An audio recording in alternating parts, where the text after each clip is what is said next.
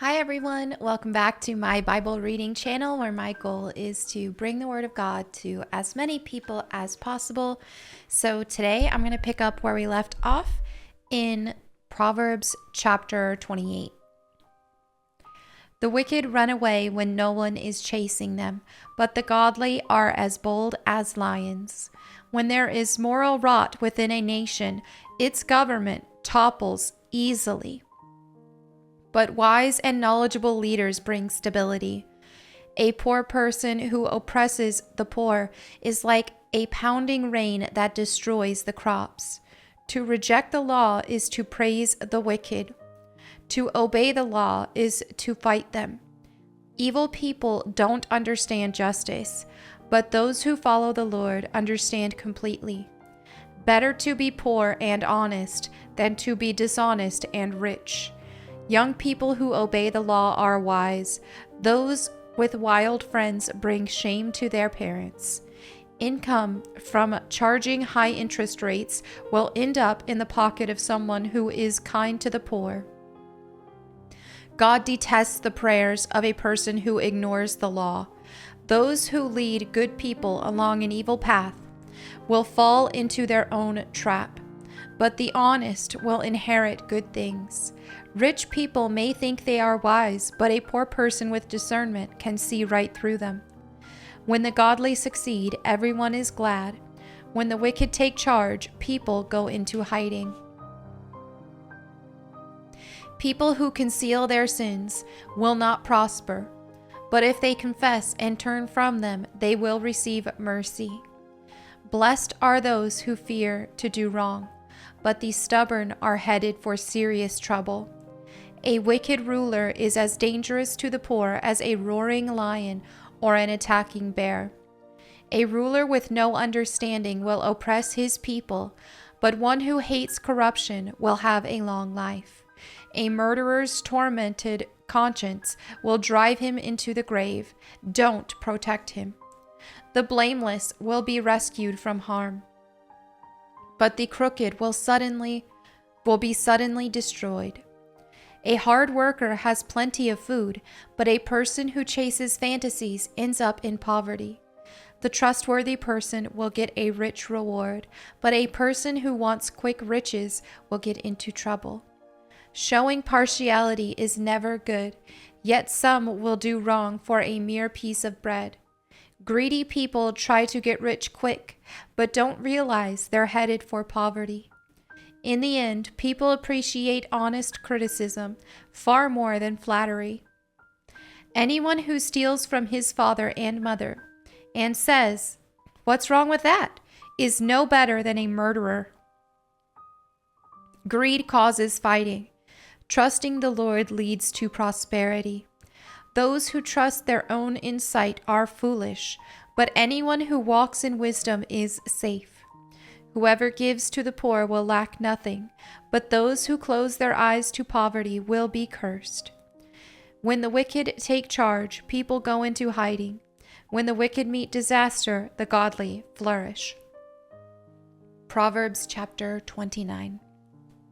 Whoever stubbornly refuses to accept criticism will suddenly be destroyed beyond recovery.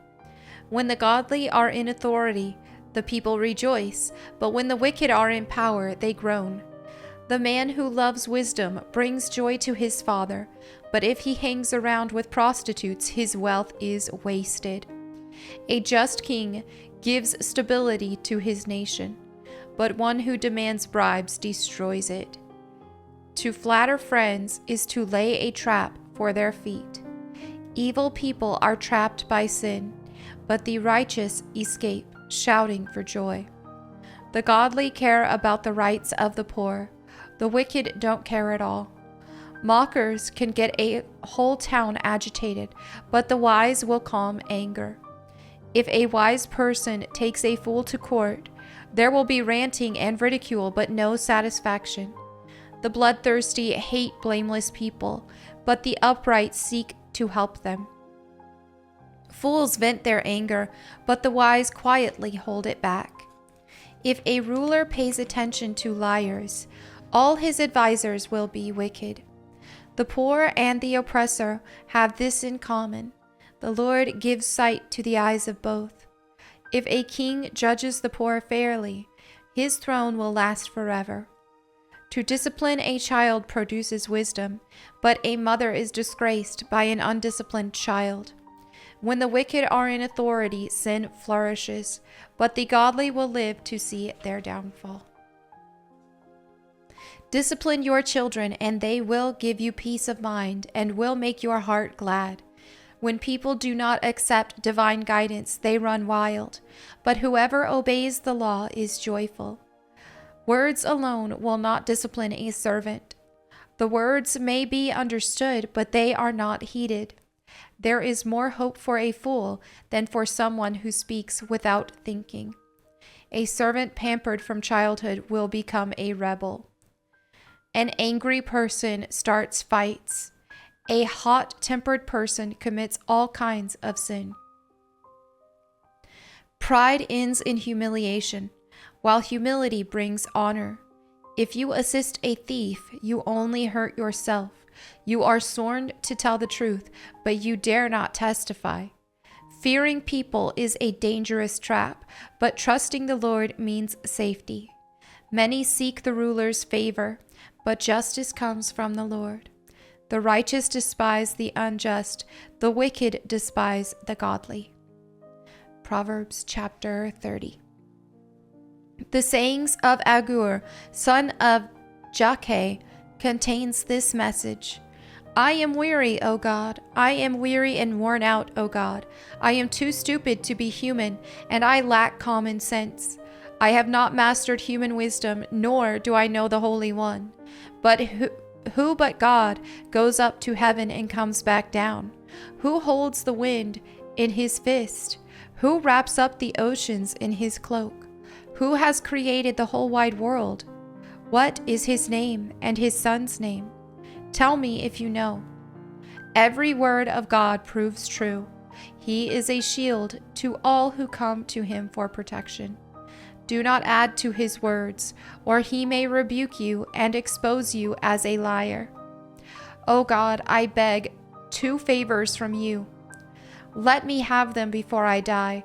First, help me never to tell a lie. Second, give me neither poverty nor riches. Give me just enough to satisfy my needs. For if I grow rich, I may deny you and say, Who is the Lord? And if I am too poor, I may steal and thus insult God's holy name. Never slander a worker to the employer, or the person will curse you, and you will pay for it. Some people curse their father and do not thank their mother. They are pure in their own eyes, but they are filthy and unwashed. They look proudly around, casting disdainful glances. They have teeth like swords and fangs like knives. They devour the poor from the earth and the needy from among humanity. The leech has 2 suckers that cry out, More, more. There are 3 things that are never satisfied, no 4, that never say enough: the grave, the barren womb, the thirsty desert, the blazing fire. The eye that mocks a father and despises a mother's instruction will be plucked out by ravens of the valley and eaten by vultures. There are 3 things that amaze me, no 4 things that I don't understand: how an eagle glides through the sky, how a snake slithers on a rock, how a ship navigates the ocean, how a man loves a woman. An adulterous woman consumes a man, then wipes her mouth and says, What's wrong with that? There are 3 things that make the earth tremble, no 4 it cannot endure: a slave who becomes a king, an overbearing fool who prospers, a bitter woman who finally gets a husband, a servant girl who supplants her mistress. There are 4 things on earth that are small but unusually wise: ants. They aren't strong, but they store up food all summer. Hyraxes. They aren't powerful, but they make their homes among the rocks. Locusts. They have no king, but they march in formation. Lizards. They are easy to catch, but they are found even in kings' palaces. There are 3 things that walk with stately stride, no 4 that strut about. The lion, king of animals, who won't turn aside for anything. The strutting rooster, the male goat, a king as he leads his army. If you have been fooled by being proud or plotting evil, cover your mouth in shame. As the beating of cream yields butter, and striking the nose causes bleeding, so stirring up anger causes quarrels. Proverbs chapter 31. The sayings of King Lemuel contain this message, which his mother taught him. O my son, O son of my womb, O son of my vows, do not waste your strength on women, on those who ruin kings. It is not for kings, O Lemuel, to guzzle wine. Rulers should not crave alcohol, for if they drink, they may forget the law, and not give justice to the oppressed. Alcohol is for the dying, and wine for those in better distress. Let them drink to forget their poverty, and remember their troubles no more. Speak up for those who cannot speak for themselves. Ensure justice for those being crushed. Yes, speak up for the poor and helpless, and see that they get justice. Who can find a virtuous and capable wife? She is more precious than rubies. Her husband can trust her, and she will greatly enrich his life. She brings him good, not harm, all the days of her life. She finds wool and flax, and busily spins it. She is like a merchant's ship, bringing her food from afar. She gets up before dawn to prepare breakfast for her household, and plan the day's work for her servant girls. She goes to inspect a field and buys it. With her earnings, she plants a vineyard. She is energetic and strong, a hard worker. She makes sure her dealings are profitable. Her lamp burns late into the night. Her hands are busy spinning thread, her fingers twisting fiber. She extends a helping hand to the poor and opens her arms to the needy. She has no fear of winter for her household, for everyone has warm clothes. She makes her own bedspreads. She dresses in fine linen and purple gowns. Her husband is well known at the city gates, where he sits with the other civic leaders. She makes belted linen garments and sashes to sell to the merchants. She is clothed with strength and dignity, and she laughs without fear of the future. When she speaks, her words are wise, and she gives instructions with kindness. She carefully watches everything in her household and suffers nothing from laziness. Her children stand and bless her. Her husband praises her. There are many virtuous and capable women in the world, but you surpass them all. Charm is deceptive and beauty does not last, but a woman who fears the Lord will be greatly praised. Reward her for all she has done. Let her deeds publicly declare her praise. And there you have it for today's Bible reading. We completed Proverbs already. So I will be starting Ecclesiastes tomorrow. I look forward to that. Thank you all so much for your fellowship. And as always, leave your prayer requests in the comments below so that myself, my prayer team, or anyone who reads them can pray for you. And thank you so much to everybody who prays for me as well, because I need it.